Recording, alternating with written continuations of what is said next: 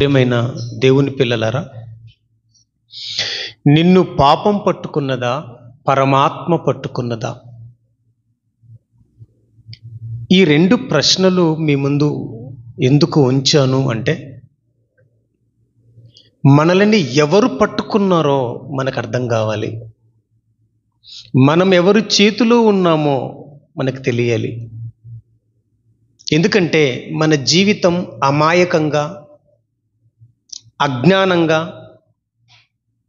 గుడ్డిగా, అశ్రద్ధగా, అనాలోచనగా మన యాత్రను ముగించుకోకూడదు. ఖచ్చితముగా నీ జీవితం ఎవరి చేతిలో ఉంది? అనుకోవచ్చు, నేను పాట పాడుతున్నాను కదా అని. పాట పాడితే పరమాత్మ చేతిలో ఉన్నావు అని అర్థం కాదు. అనుకోవచ్చు, నేను వాక్యం బోధిస్తున్నాను కదా అని. వాక్యం బోధించేవాడు కూడా పరమాత్మ చేతిలో ఉండడు. అదే ప్రధాన కారణం కాదు. మొదటి ప్రసంగంలో విన్నారు, ఏలీ కుమారులు బోధకులే, యాజకులే, వాక్యం చెప్తున్నారు మోషే పీఠం మీద కూర్చొని. కానీ పరమాత్మ వారిని పట్టలేదు, పరమాత్మ వారిని పట్టుకోలేదు. వాళ్ళ జీవితం ఎంత దయానీయ స్థితికి దిగజారిందో మీరు చూశారు. వంశ వృక్షము లేకుండా చేశాడు దేవుడు. సేవలో లేకుండా కొట్టేశాడు అందరినీ. అందుకని ఈ ఫ్యాన్లు ఆఫ్ చేసేయండి.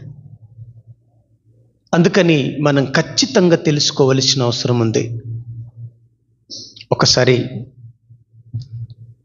బైబుల్ అనే ఈ విజ్ఞానంలోనికి వెళ్ళి మనం చూస్తే, సంఖ్యాకాండము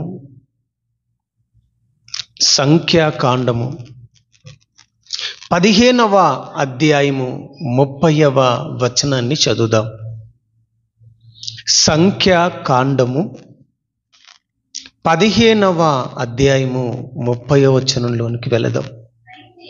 అయితే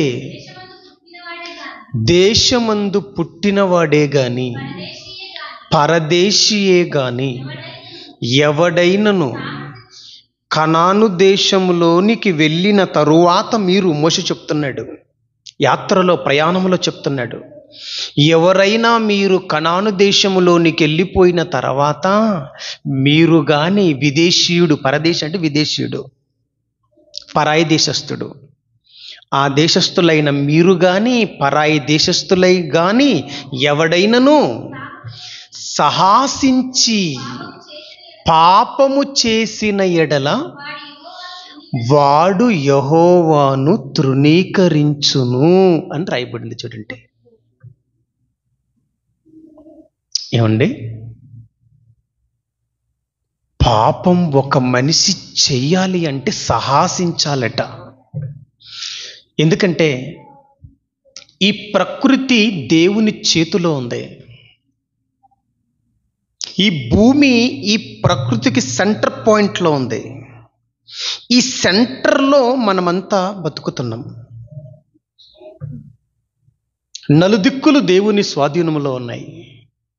అయినా మనిషి దేవుడంటే భయపడకుండా పాపం చేస్తున్నాడు. దేవునికి భయపడకుండా ఒక మనిషి పాపం చేస్తున్నాడు అంటే వాడు సాహసిస్తున్నాడు అని అర్థమట.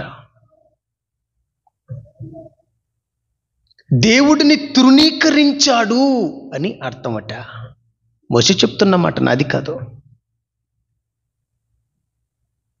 ఒక ఎగ్జాంపుల్ చెప్తాం మీకు అర్థం కావటానికి. స్కూల్లో 100 మంది విద్యార్థులు ఉంటారు. ఒక ఉపాధ్యాయుడు ఉంటాడు.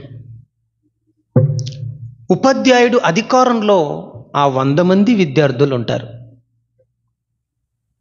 ఉపాధ్యాయుడు అల్లరి చేయొద్దండి అని చెప్తాడు.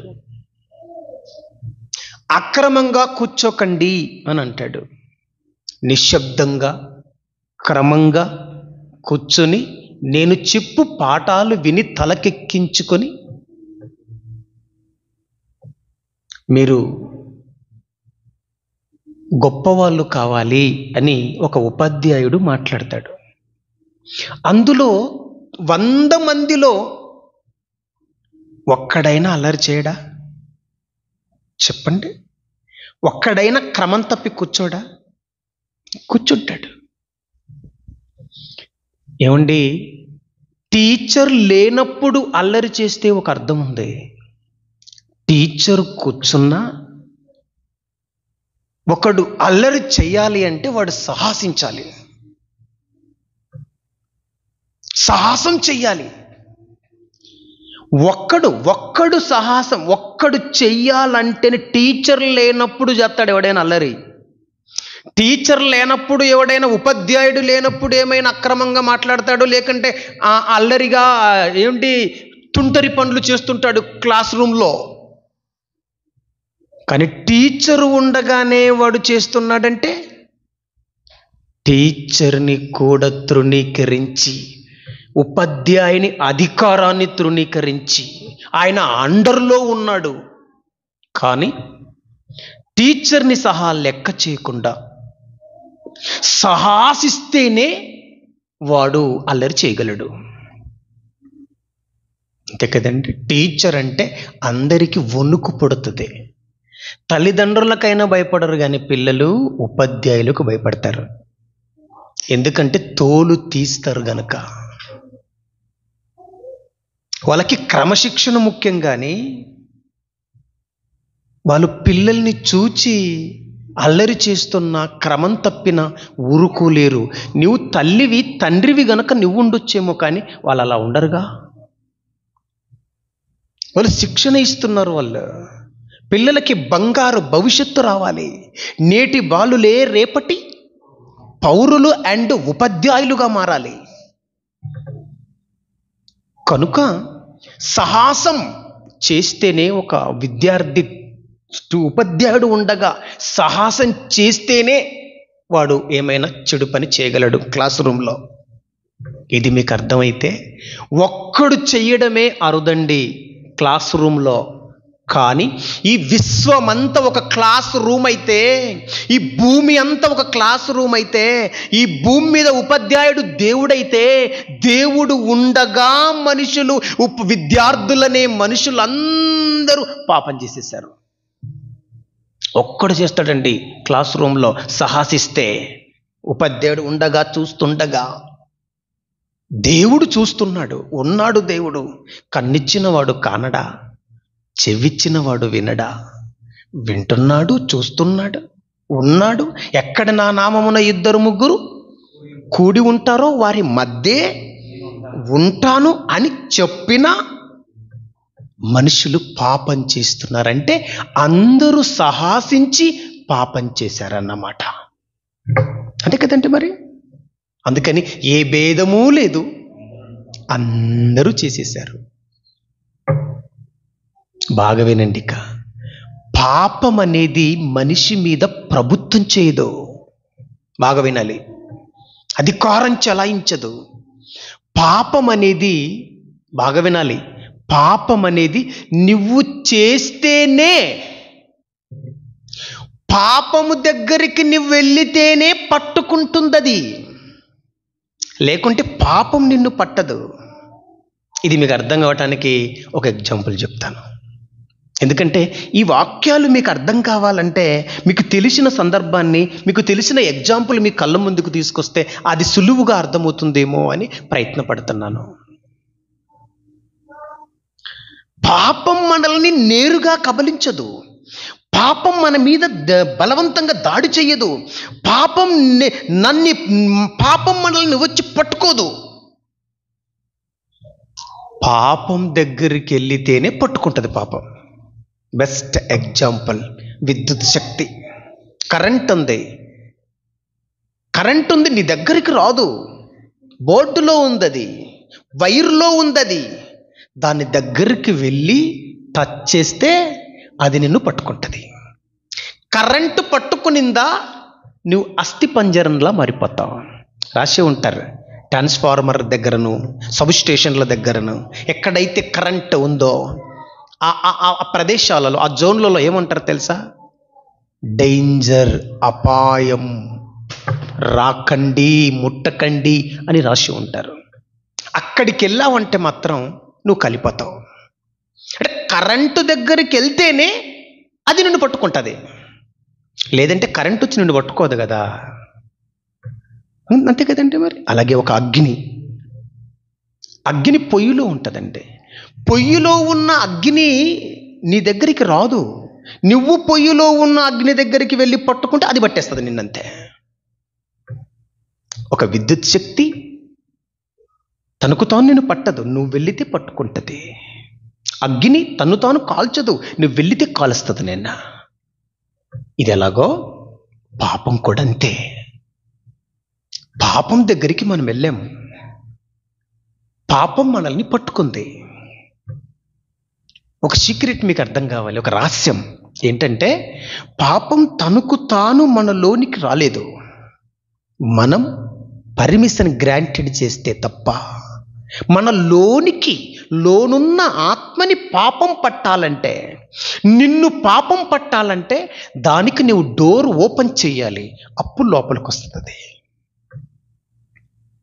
అంతే కదండి. మరి అందుకని పాపం పట్టుకుంటుందా మనిషిని? పట్టుకుంటుందట. మనకేం తెలిసిందండి? ఒక గొర్రెని తోడేలు పట్టుకుంటుంది, ఒక మేకను సింహం పట్టుకుంటుంది, ఒక కరెంటు మనిషిని పట్టుకుంటుంది అని మనం తెలుసుకున్నాం. కానీ పాపం కూడా పట్టుకుంటుందట. అది బైబిల్లో రాయబడిన మాట. నేను బైబిల్లో లేనిది మీకెందుకు చెప్తాను? బైబిల్లో ఉన్నవే చెప్తాను. లేనివి చెప్పి నేనెందుకు పరిశుద్ధ పట్టణంలో పాలు లేకుండా చేసుకుంటాను? పరిశుద్ధ గ్రంథంలో ఉన్న తెగుళ్ళన్నీ నాకెందుకు రావాలి? నా తండ్రి చెప్పింది మీకు చెప్పాలి.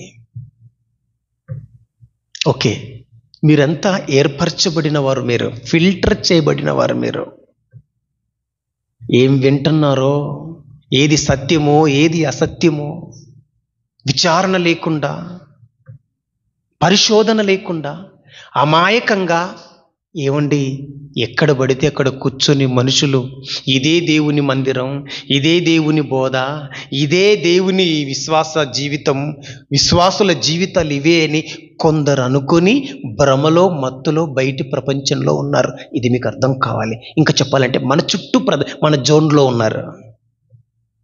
తినే భోజనం దగ్గర ఏ హోటల్లో బాగుందో ఆలోచిస్తాడు. పిల్లల్ని చదివించే స్కూళ్ళలో ఏ స్కూల్లో స్టడీ బాగుందో ఆలోచిస్తాడు. రోగం వస్తే ఏ డాక్టర్ దగ్గర మెడిసిన్ బాగుందో ఆలోచిస్తాడు. మెడిసిన్ దగ్గర ఉన్న జాగ్రత్త, చదువు దగ్గర ఉన్న జాగ్రత్త, తిండి దగ్గర ఉన్న జాగ్రత్త, బోధ దగ్గర లేకపోవడం విచారకరం, సిగ్గుకరం. ఆలోచిద్దామా? రండి, పాపం పట్టుకుంటుంది అని మీ గ్రంథంలో రాయబడింది. చదువుదాం. సంఖ్యాకాండము 32వ అధ్యాయము 23వ వచనాన్ని చదువుదాం. సంఖ్యాకాండము 32వ అధ్యాయము 23వ వచనాన్ని చదువుదాం. మీరు అట్లు చెయ్యని, దేవుడు చెప్పినట్లు మీరు చెయ్యని ఎడలా యెహోవా దృష్టికి మీరు పాపము చేసిన వారగుదురు. గనుక మీ పాపము మిమ్మును పట్టుకొనును. అక్కడ బాగా చూడండి, అండర్లైన్ చేయండి దాన్ని. మీ పాపము మిమ్మును, మీరు చేస్తున్న పాపం దగ్గరికి వెళ్ళారా? మీరు పాపం చేస్తున్నారా? మీరు దేవుడు చెప్పినట్లు చెయ్యకుండా, దేవుని ఆజ్ఞలు ఆచరించకుండా పాపం దగ్గరికి వెళ్ళారా? మీరు పాపం చేస్తున్నారా? మీరు అయితే చెప్తున్నాడు ఇక్కడ, పాపము మిమ్మును, చదవండి అక్కడ, పాపము మిమ్మును, మీ పాపము మిమ్మును పట్టుకొనును అని తెలుసుకొనుడి. ఇది బైబిల్ క్లియర్ చేసింది. పాపం దగ్గరికి మీరు వెళ్ళారా? పాపం పట్టేస్తుంది. సింహం దగ్గరికి వెళ్ళావా, పట్టేస్తుంది నిన్ను. పులి దగ్గరికి వెళ్ళావా, తినేస్తుంది నిన్ను. విద్యుత్ శక్తిని టచ్ చేసావా, కాల్చేస్తుంది నిన్ను. పాపం దగ్గరికి వస్తే అది నీ పట్టుకుంటుందట. అది తెలుసుకోండి, అందరూ తెలుసుకోండి అని రాశాడు దేవుడు. పాపం పట్టుకుంటుందట. ఓకే, పాపం పట్టుకుంటుందా? అవును. పట్టుకుని ఏం చేస్తుంది పాపం? పట్టుకుని ఏం చేస్తుంది పాపం? ఈ పాపం చేతికి నువ్వు దొరికావా, ఈ పాపం మరొకరు చేతికి అప్పగించబోతుంది. ఇది మీకు అర్థం కావాలి. పాపం మనల్ని పట్టిందనుకోండి, ఈ పాపం మరొకరు చేతికి మన ఆత్మను అప్పగిస్తుంది. వాళ్ళెవరో చూద్దామా?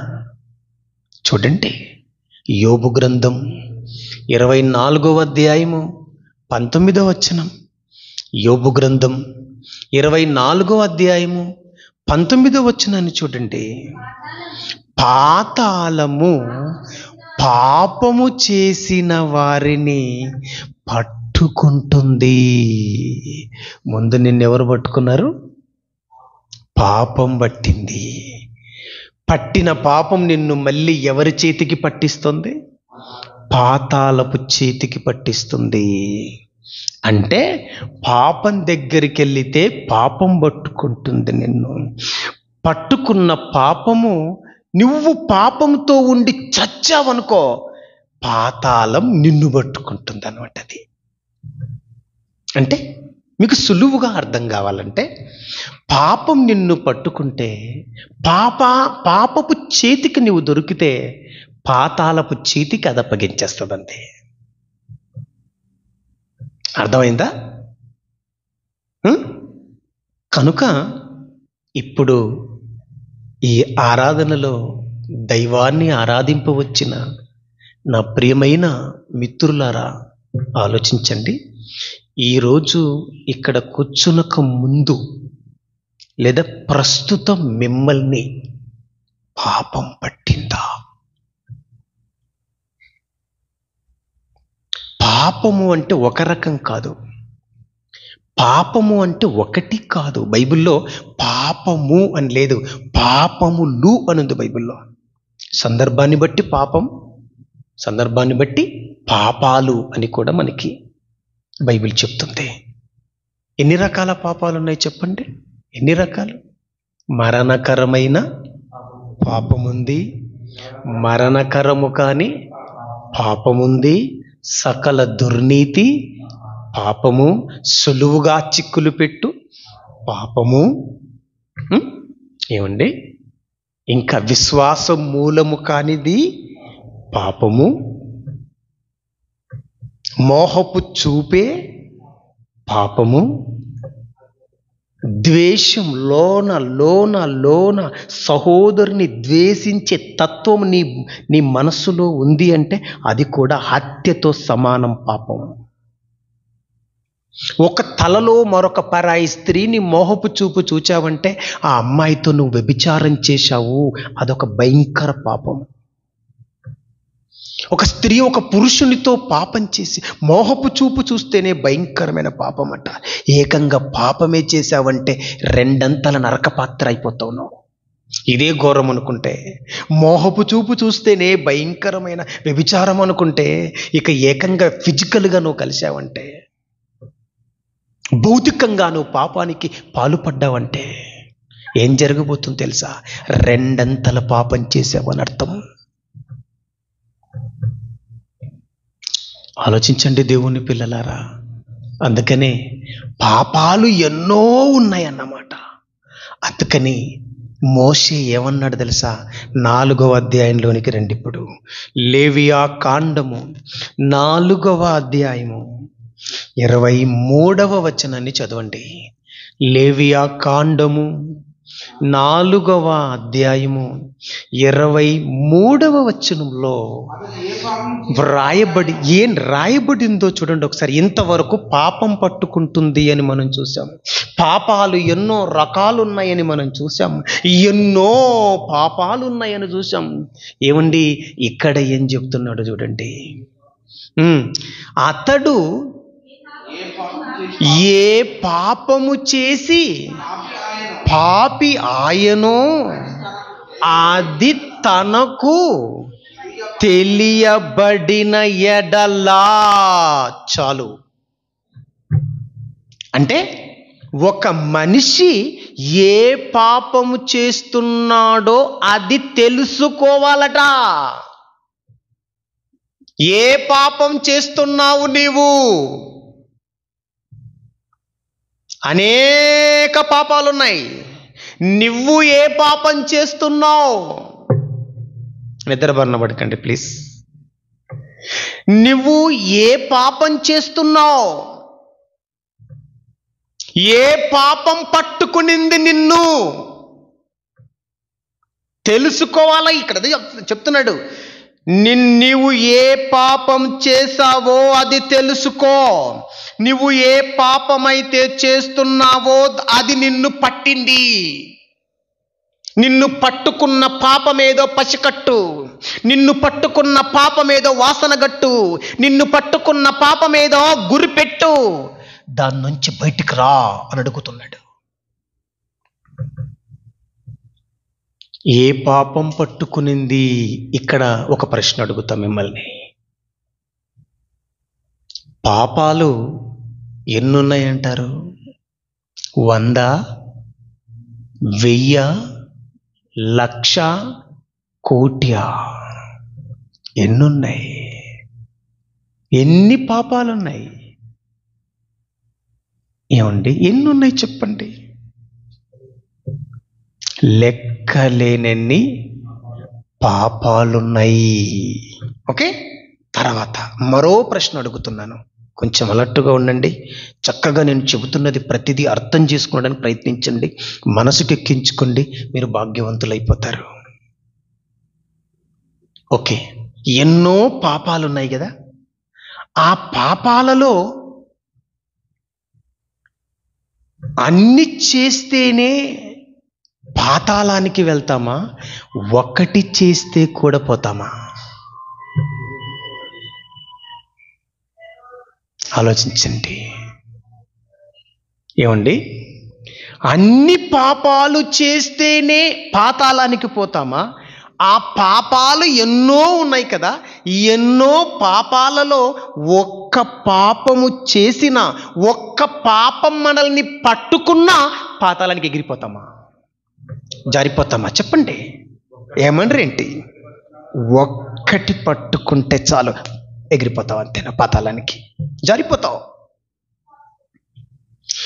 ఒక్క పాపమే నిన్ను పాతాళానికి దించుతుందంటే, ఇన్ని పాపాలు ఉండగా ఒక్క పాపం ఉంటే కూడా 99 పాపాలు నీవు చెయ్యకుండగా బ్రతికినా ఒక్క పాపము చేశావంటే ఆ ఒక్క పాపమే నిన్ను పాతాళపు చేతికి, పాతాళపు నోట్లో పడేస్తుందని, పాతాళానికి ఆహారంగా ఇచ్చేస్తుందని మనం చదువుకున్నాం బైబిల్లో.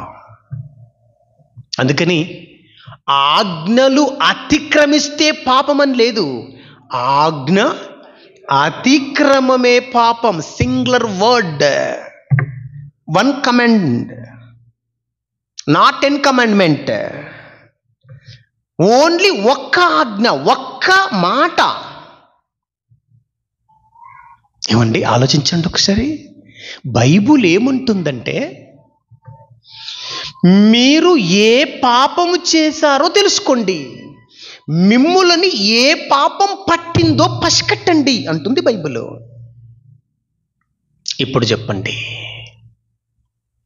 పాపం ఏదో ఒక పాపం మనల్ని పట్టింది అని అనిపిస్తుందా?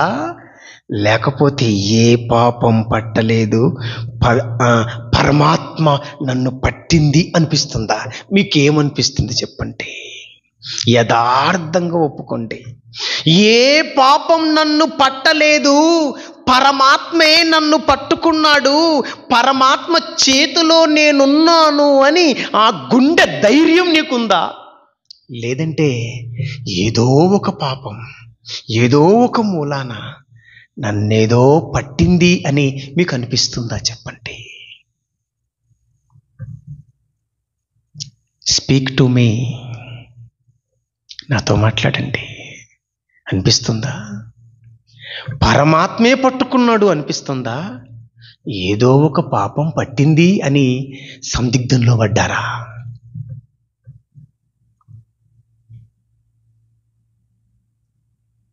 ఏమనరేంటి? ఏదో ఒక పాపం ఎక్కడో ఏదో మూలన ఏదో ఒక దానికి బానిస అయినట్టు అర్థమవుతుందా? ఏదో ఒక పాపానికి నీవు లోబడ్డావా? ఏదో ఒక పాపం నిన్ను పట్టుకునిందా? పాపాలంటే ఏమనుకుంటున్నారు? ధనాపేక్ష, అది కూడా పాపమే. అబద్ధం, అది కూడా పాపమే. సరసోక్తులు, అది కూడా పాపమే. గర్వం, అది కూడా పరిమితి ఉంది సుమ. గర్వానికి పరిమితి దాటితే అది పాపమే. అర్థమవుతుందా? ఏ పాపంలో పడ్డావు నువ్వు? మీరు ఏ పాపంలో ఉన్నారో మీరే పరీక్షించుకోండి. నేను పరీక్షించుకుంటాను. జాగ్రత్త. ఒక్క పాపం చాలు పాతాళానికి వెళ్ళటానికి. ఒక్క అగ్గిపుల్ల చాలు అడివెంత తగలబెట్టడానికి. నీ జీవితాన్ని నిరంతరం మండే మంటల్లో నీ ఆత్మని తగిలించటానికి ఒక్క పాపం చాలు. నిన్నే పాపం పట్టిందో చూసుకో సోదరా. జాగ్రత్త. నేను అడుగుతున్నా, ప్రతిరోజు బైబిల్ చదవమని దేవుడు ఆజ్ఞ ఇచ్చాడా లేదా? చెప్పాలి నాకు. ఆజ్ఞ ఉందా? ఉంది. ప్రతిరోజు బైబిల్ చదవకపోతే అది పాపమా కాదా? ఏమనరేంటి? పాపమే. ప్రపంచం కోసం ప్రార్థన చేయమని బైబిల్ చెప్పింది, ఆజ్ఞ అది. ప్రతిరోజు నువ్వు చేస్తున్నావా? చేయట్లేదు అని అంటే నువ్వు పాపం చేస్తున్నావని అర్థం. అంటే పాపం నిన్ను పట్టేసిందని.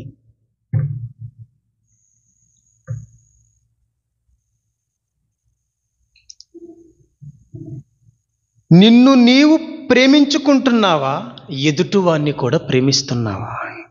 ఎదుటివాని గురించి ఆలోచించకుండా కేవలం నీ సుఖం కోసం, కేవలం నీ సంతోషం కోసం, నీ ఆనందం కోసం నీవు మాత్రమే ఆలోచిస్తున్నావంటే, పక్కవాని గురించి ఆలోచన చేయటం లేదంటే, నీ కోసం మాత్రమే నువ్వు బతుకుతున్నావు అంటే అది కూడా పాపమే. రాసుకోండి. అన్నిటికీ రెఫరెన్స్లు కోట్ చేయగలను ఇప్పుడు, కాకపోతే సమయం లేదు కాబట్టి. వింటున్నారు? ఎందుకంటే ఆల్రెడీ మీకు అవగాహన ఉంది కనుక చెప్తున్నాను. ఎవడైనా తన కోసం, తన కడుపు కోసం, తన భార్య కోసం, తన పిల్లల కోసం మాత్రమే ఎవడైతే బతుకుతుంటాడో వాడి కూడా పాపే. ఏమనుకుంటున్నారు పాపం అంటే? సాటి మనిషి కళ్ళ ముందు దెబ్బతింటుంటే వాణ్ణి ఆదరించాలన్న ఆలోచన నీకు రావట్లేదా? ఇంటి పక్కన ఆకలితో అలమటిస్తుంటే వానికి గుప్పడి మెతుకులు పెట్టాలన్నా, పట్టెడన్నం పెట్టాలన్న ఆలోచన నీకు లేదా? అది కూడా పాపమే. ఏమనుకుంటున్నారు? అందుకే చాలా జాగ్రత్తగా ఉండాలట. Mister perfect. ఒక్క మనిషి పరిపూర్ణుడుగా మారిపోవాలి. మచ్చుకకు కొన్ని చూపిస్తాను మీకు. అపోస్తులుడైన పౌలు గారు కొన్ని పాపాలు, కొరింథీ పట్టణంలో ఉన్న వారికి కొన్ని పాపాలు రాశాడు. ఈ పాపాలు మీలో ఏమైనా ఉన్నావేమో చూసుకోండి అని 2వ పత్రిక రాశాడు పౌలు గారు. 2వ పత్రిక పౌలు గారు రాసే సమయానికి కొరింథీ పట్టణానికి పౌలు గారు 2 సార్లు వెళ్ళొచ్చాడు. ఎన్నిసార్లు? 2 సార్లు పోయొచ్చాడు కొరింథీ పట్టణానికి పౌలు గారు. ఇక 3వసారి వెళ్దామంటే కొంచెం ఆటంకాలు ఏర్పడి ఆ సమయానికి వెళ్ళలేకపోయాడు. ఇక 3వసారి వెళ్ళకముందే ఆయన పత్రిక రాసి పంపిస్తున్నాడు. పత్రిక రాసి పంపుతూ ఏమన్నాడంటే, రేయ్, నేను కొన్ని పాపాలు మీకు చెప్తాను, నేను వస్తాను 3వసారి మీ దగ్గరికి, కొన్ని పాపాలు మీకు చెప్తాను, రాస్తాను, మీకు ఆ పాపాల పేర్లు కూడా రాస్తాను. ఆ పాపాలు మీలో ఏమైనా ఉన్నావేమో సరిచేసుకోండి. ఒకవేళ నేను 3వసారి మీ ఊరికి వస్తా కదా, నేను వచ్చినప్పుడు మీ దేశానికి వస్తా కదా, నేను వచ్చినప్పుడు నాకు కోపం తలపెట్టకుండా, నాకు బాధ కలిగించకుండా, నేను ప్రార్థన చేసినా కూడా దేవుడు వినని స్థితికి మీ బతుకులు మారకుండా చూసుకోండి, జాగ్రత్త పడండి అని కొన్ని పాపాలను వరుసగా వ్రాయడం పౌలు గారు ప్రారంభించాడు, లేదంటే రాయడం స్టార్ట్ చేశాడు. 2వ పత్రికలో ఏం రాశాడో చూద్దామా? చదువుదాం రండి. 2వ పత్రిక 12వ అధ్యాయము, కొరింథీయులకు రాసిన 2వ పత్రిక 12వ అధ్యాయం చదువుదాం.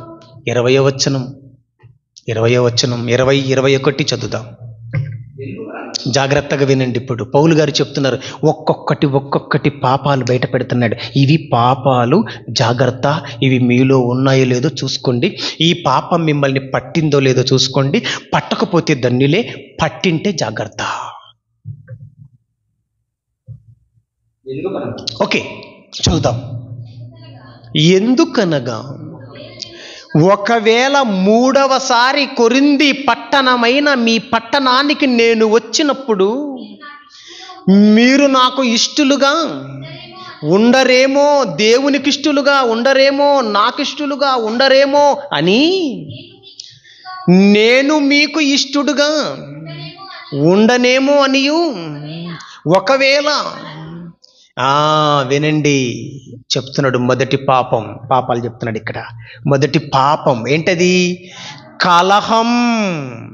ఏంటది? పాపం అంటే ఏంటంట? కలహం పాపమా? కలహము రేపటం కూడా, కలహం పుట్టించటం కూడా పాపమేనా? పాపమే, ఎందుకు కాదు? కలహము అంటే అర్థం ఏంటో తెలుసా? గొడవ, లొల్లి, కొట్లాటలు, భార్య భర్తల మధ్య గొడవ, అన్నదమ్ముండ్ల మధ్య గొడవ, సహోదరుల మధ్య గొడవ, సమైక్యతగా ఉన్న సంఘములో విభేదాలు. నేను పౌలు వాడను, వాడు కేపావాడు, ఇంకొకడు అపోలో వాడు, మరొకడు క్రీస్తు వాడు. ఇది కూడా కలహమేనండి, కలహములో భాగం ఇది కూడా. ఏమండి, ఈ రోజుల్లో కూడా అదే అంటారు. ఒకడేమో నేను సతీష్ వాడని, కలవర్ టెంపుల్ సతీష్ వాడని, మరొకడు అంటాడు నేను గుత్తి అద్భుత కుమార్ వాడిని, ఇంకొకడు నేను గుంటూరు జాన్వేసులు, రాజమండ్రి జాన్వేసులు వాడిని, ఇంకొకడు లేదు నేను బెల్లంపల్లి ప్రవీణ్ వాడిని, ఇంకొకడు లేదు నేను పిడి సుందరరావు వాడిని, నేను విజయ్ ప్రసాద్ రెడ్డి వాడిని, నేను వంశీవాడిని. ఇది కూడా ఒక కలహమే, ఇది కూడా పాపం, జాగ్రత్త. నేను సేవకుల వాక్యం వినొద్దు అని చెప్పట్లా, ఎవరు చెప్పినా ప్రభు మాటలు వినొచ్చు, కానీ ఆ వ్యక్తి వాడని అని నువ్వు ముద్ర వేసుకోవద్దు. మనం దేవుని వాళ్ళం, మీరు కూడా నావారు కాదు, నేను మీ వాడిని కాదు, మనం దేవుని వాళ్ళం. మన హీరో దేవుడు, అందరూ జీరోనే మన దృష్టికి. నేను ఇంక్లూడ్ మీ, నేను కూడా, నేను ఒక పాద సేవకున్నంతే, ప్రభు గురించి ప్రకటిస్తున్నాను అంతవరకే. సేవకుడని గౌరవించండి, దట్ చాలు. అంతకు మించి పరిమితి దాటకండి. దాటారంటే అదే కలహం. అర్థమవుతుందా? కనుక కలహం అనేది నీలో ఏమైనా ఉందా? ఎవడి మీదైనా పిచ్చి పెట్టుకున్నావా? ఉంటే అది తప్పు, అది కూడా ఆ పాపం పట్టింది అని అర్థం అన్నమాట. ఒక వ్యక్తి మీద నువ్వు మమకారం పెంచుకున్నావు, దేవుడి కంటే ఎక్కువగా, వాక్యం కంటే ఎక్కువగా, అది పాపం అన్నమాట. ఓకే, కలహం నెంబర్ 1 పౌలు గారు చెప్తున్నారు, ఈ కలహం మీలో ఏమైనా ఉందేమో, అది అది ఉందంటే పాపం, కలహం అనే పాపం మిమ్మల్ని పట్టింది, జాగ్రత్త అని చెప్తున్నాడు. ఇక 2వ పాపం అసూయ. అసూయ అంటే ఏంటి? అసూయ అంటే ఓర్వలేనితనం. అసూయ, మత్సరం. బాగుపడుతుంటే ఓర్వలేడు, చెడిపోతుంటే నవ్వుతాడు. చక్కగా ఒక సిస్టర్ పాటలు పాడుతుంటే తట్టుకోలేదు మరో సిస్టర్. చక్కగా ఒక సహోదరుడు వాక్యం చెప్తుంటే ఇంకో సహోదరుడు తట్టుకోలేడు, సహించలేడు. ఏమండి, ఎప్పుడైతే నీలో అసూయ ఉందో నీవెప్పటికీ ఎదగలేవు. అర్థమైందా? ఒక వ్యక్తిని చూసి, డెవలప్ అవుతున్న వ్యక్తిని చూసి ఆనందించాలి కానీ, ఎంకరేజ్ చేయాలి కానీ డిస్కరేజ్ చేయకూడదు. అది దైవ లక్షణం కాదు. నిజంగా నీలో అసూయ అనే పాపం ఉందంటే ఓర్వలేనితనం నీలో ఉంటుంది. అది ఉంది అంటే అసూయ అనేది ఒక పాపం అన్నమాట. ఆ అసూయ అనే పాపం నిన్ను పట్టింది అని అర్థం. అసూయ ఎవడైతే పడుతుంటాడో వాడు పాతాళానికి వెళ్ళిపోతాడు. మీరు రాసుకోండి, అది పాపం అంటే. అది ఏమనుకుంటున్నారో మీరు, అసూయ అంటే. ఓకే, అర్థమవుతుంది కదా? కలహం ఒక పాపం, అసూయ 2వ పాపం. ఇక 3వ పాపం చూద్దాం. క్రోధములు. క్రోధములు అంటే కోపం. కోపానికి పర్యాయ పదం అన్నమాట క్రోధం అనేది. కోపం, కోపం, కోపం. కోపము కూడా కోపపడుడి కానీ పాపము చెయ్యకుడి. ఏ కోపానికి పాపానికి లింక్ ఏంటి అనుకుంటున్నారా? లింక్ ఏంటి అనుకుంటున్నారా? కోపానికి పరిమితి ఉంది. కోపం ఎంతసేపు ఉండాలట క్రైస్తవుడికి? సూర్యోదయం కోపం వచ్చింది, ఇక ఎంతలోపు కోపం వెళ్ళిపోవాలి? సూర్య అస్తమయం వరకు కోపం నీలో నుంచి బయటికి వెళ్ళిపోవాలి. భార్య మీద కోప్పడ్డావా? ఏమండి నన్ను క్షమించు, నాలో నీకేమైనా బాధ కలిగించే మాట అంటే నన్ను క్షమించు అని భార్యను అనొచ్చు. లేదంటే భర్త మీద నువ్వు కోప్పడ్డావా? ఏమండి నేను ఉదయం కోప్పడ్డాను కదా, నేను కోప్పడ్డందుకు నువ్వు బాధపడ్డావా? సరే, నాది తప్పైతే క్షమించు అని నీ కోపం తగ్గించుకొని నీ భర్తతో ఏకమైపో. అది నీ భర్తతో కలిసి ఉండు. అది పరమాత్మ చేతిలో ఉన్న వాళ్ళ లక్షణం. 2 రోజులైనా 3 రోజులైనా భర్తతో మాట్లాడకుండా, గొడవపడ్డ తర్వాత 4-5 రోజులైనా ఇంట్లో ఉన్న అత్తమ్మతో మాట్లాడకుండా, ఇంటి పక్కంతో మాట్లాడకుండా, ఇంటి వెనక ఉన్నవాడితో మాట్లాడకుండా, ఏమండి సహోదరులతో మాట్లాడకుండా ఎన్ని రోజులైనా ఆ కోపం మనసులో పెట్టుకున్నావంటే అది పాపం. అంటే కోపం అనే పాపం నిన్ను పట్టింది అని అర్థం. ఇది కూడా తెలియాలి మనకి. కొంతమందికి ఈ విషయం అర్థం కావట్లా. మళ్ళీ చెప్తున్నా, ఇక్కడ కూర్చున్న మీ అందరిలో ఎవరి మీదైనా కోపం పెట్టుకున్నారేమో ఒక్కసారి ఆలోచించండి, ఒకసారి రిమైండ్ చేసుకోండి. ఎవరి మీదైనా కోపం పెట్టుకున్నారా? అలాగైతే మీరు కోపం అనే పాపం చేతిలో పట్టబడ్డారు. అర్జెంటుగా తీసేసుకోవాలి దాన్ని. ఓకే, ఇదొక పాపం అన్నమాట. ఎన్నైనాయి ఇప్పుడు? ఎన్నైనాయి? 3. ఓకే, 4వది చూద్దాం ఇప్పుడు.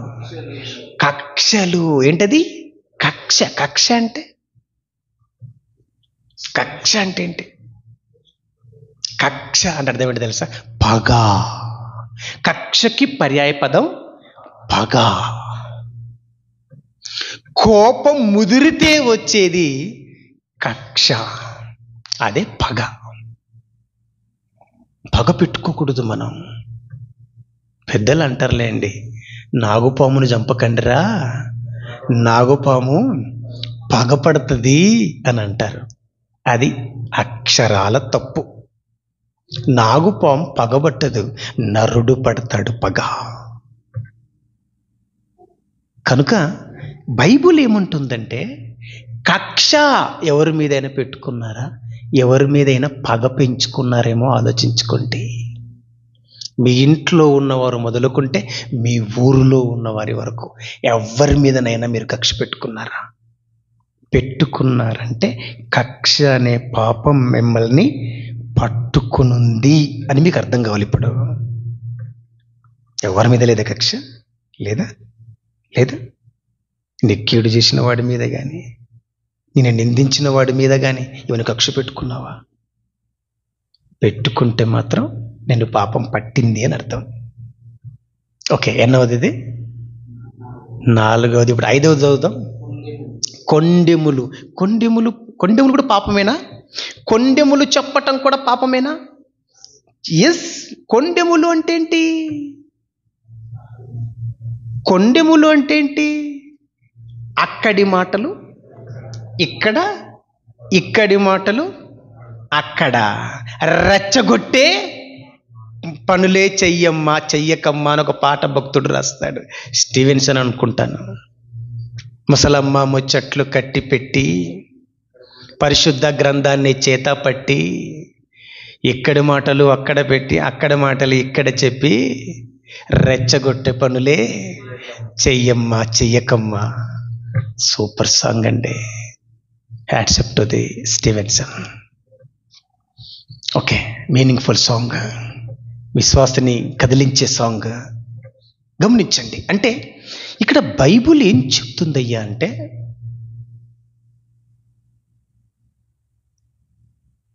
కలహము అది కొండెములు వద్దు అంటుంది. కొండెములు అంటే ఇక్కడి మాటలు అక్కడ, అక్కడి మాటలే. ఏ మాటలు? కాని మాటలు, లేని మాటలు, చెప్పకూడని మాటలు. భర్తకి చెప్పకూడని మాటలు భార్యకి చెప్పటం, భార్యకి చెప్పకూడని మాటలు భర్తకి చెప్పటం, సహోదరులకు చెప్పకూడని మాటలు మరొక సహోదరునికి చెప్పటం. దాన్ని ఏమంటారు? దాన్నే లేని వార్త చెప్పటం, కలిపి చెప్పటం. దాన్నే కొండెము అని అంటారనమాట. కొండెములు చెప్పే తత్వం నీలో ఉందా? ఎవరిద్దరి మధ్యకైనా వెళ్ళి నువ్వు కొండెములు చెప్పి వాళ్ళిద్దరిని విడగొట్టావా? 2 చక్రాల్లా కదులుతున్న ఒక జంటని విడదీశావా? నువ్వేమైనా ఇద్దరి ఆత్మీయ సహోదరుల మధ్య నీవు దూరాన్ని తీసుకొచ్చావా? ఇద్దరు ఆత్మీయుల మధ్య, ఇద్దరు చెల్లెండ్ల మధ్య నీవేమైనా దూరాన్ని తీసుకొచ్చావా? అన్నదమ్ముండ్ల మధ్య కానీ, అక్క చెల్లెండ్ల మధ్య కానీ, సహోదరుల మధ్య కానీ నువ్వేమైనా ఆ దూరాన్ని తీసుకొచ్చుటకు కారకుడు అయ్యావా? జాగ్రత్త. అది కొండెమంటే. ఓకే, ఎన్నవది ఇది? ఎన్నవది? 5వది. ఇప్పుడు నెక్స్ట్ 6వది. 6వది చూద్దాం. ఇది గుసగుసన. ఇదేంటి గుసగుస? కొరింథీ పట్టణంలో గుసగుసలు ఉన్నాయంటే అవి. అవును, గుసగుసలాట.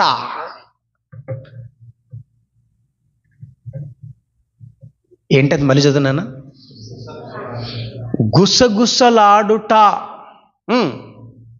కంటిన్యూ. గుసగుసలాట. గుసగుసలాట అంటే ఇది పక్క వానికి కూడా తెలియదు అన్నమాట. ఆ రోజు వాడు నిన్నేమన్నాడు తెలుసా అన్న? అక్క, ఆ అక్క ఏమన్నదో తెలుసా?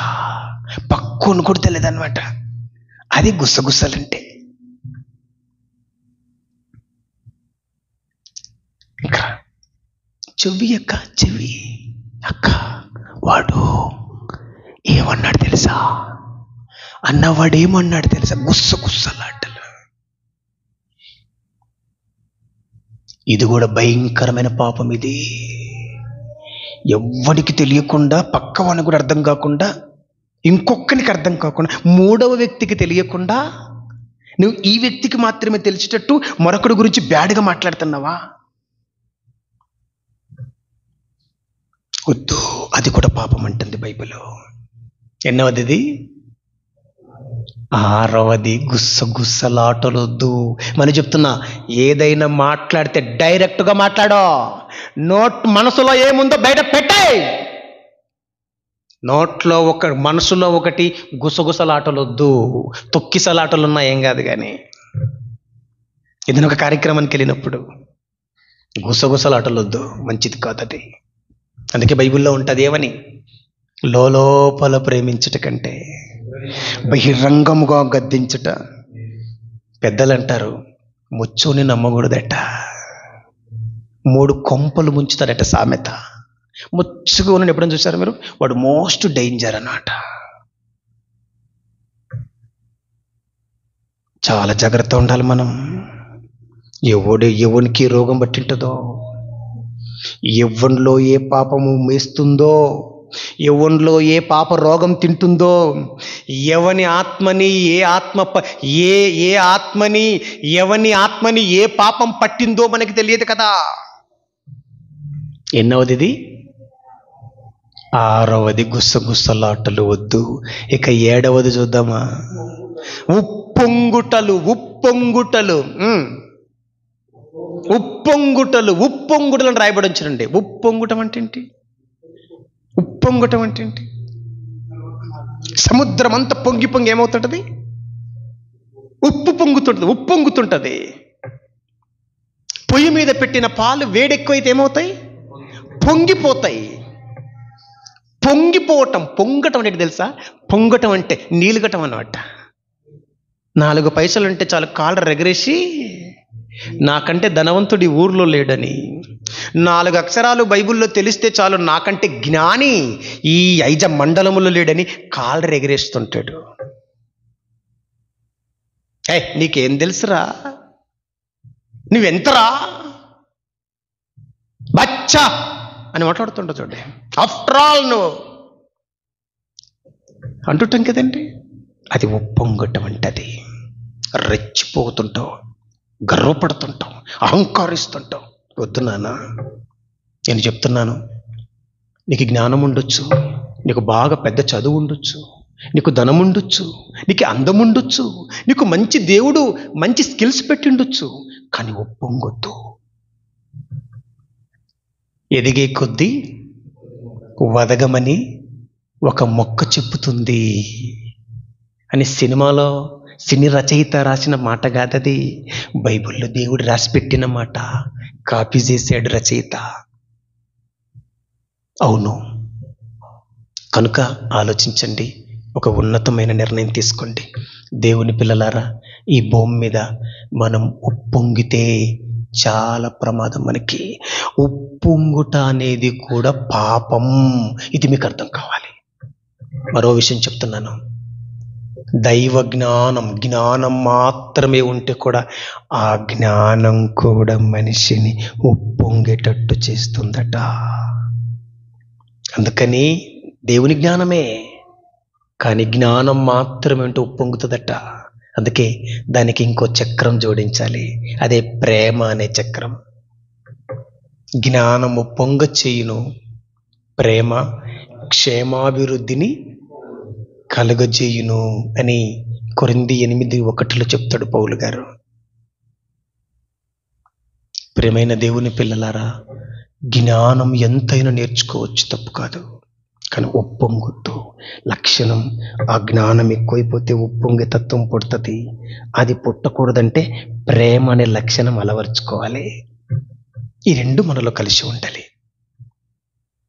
సూపర్ స్టేజ్లో ఉంటావు నువ్వు. జ్ఞానం ఉండాలి, ప్రేమ ఉండాలి. ఈ 2 నీలో ఉన్నాయంటే యు ఆర్ మిస్టర్ పర్ఫెక్ట్. నువ్వు పరిపూర్ణుడవు. ఇక ఈ 2 నీలో ఉండాలి. చాలా ప్రాముఖ్యమైనవి 2. సర్వోత్తమమైనది ప్రేమ అంటే. అందుకని దేవుని పిల్లలారా, ఉప్పొంగుట అనేది మనలో, మన జీవితంలో, మన దరిదాపుల్లో కూడా రాకూడదు. ఎంత పెద్ద స్థాయికి ఎదిగినా, ఎంత గొప్ప ఉన్నత స్థితికి మనం వెళ్ళిపోయినా. ఓకే, ఇక ఎన్నవది? 7వది అయిపోయింది. 8వది చదవండి. ఏంటి, ఇన్ని రాశాడా? అవును, చివరిదిక ఇదే 8వది. చదవండి. అల్లరంటేంటి?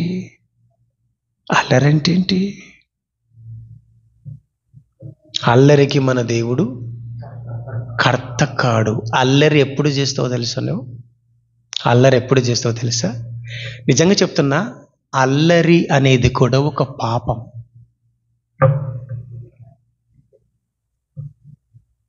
అల్లరంటే మీరు ఏదో అనుకున్నారేమో. వాక్యం చెబుతుంటే విననీయకుండా ఉండటం అదొక అల్లరి. వాక్యం చెప్పటానికి వస్తే ఆటంకపరచటం అదొక అల్లరి. మందిరానికి వెళ్తుంటే అడ్డగించటం అదొక అల్లరి. వాక్యం వింటుంటే విననివ్వకుండా చేయటం కూడా అది కూడా ఒక అల్లరే. ఈ 8 పాపాలు మీలో ఉన్నావేమో చూసుకోండి, జాగ్రత్త పడండి. ఈ 8 పాపాలలో ఏ పాపం పట్టింది మీరు చూసుకోండి అంటున్నాడు పౌలు గారు. ఓకే, అర్థమైంది కదా? నెంబర్ 1 ఒక్కసారి రిపీట్ చేద్దామా? మొదటి పాపం ఏంటి? కలహం. రెండవ పాపం ఏంటి? అసూయ. మూడవ పాపం ఏంటి? క్రోధం అంటే కోపం. నాలుగవ పాపం ఏంటి? కక్ష అంటే పగ. ఐదవ పాపం ఏంటి? కొండెములు అంటే లేని మాటలు చెప్పటం, మిత్రభేదం చేయటం. ఓకే, నెక్స్ట్ ఎన్నవది? 6వది గుసగుసలాటలు.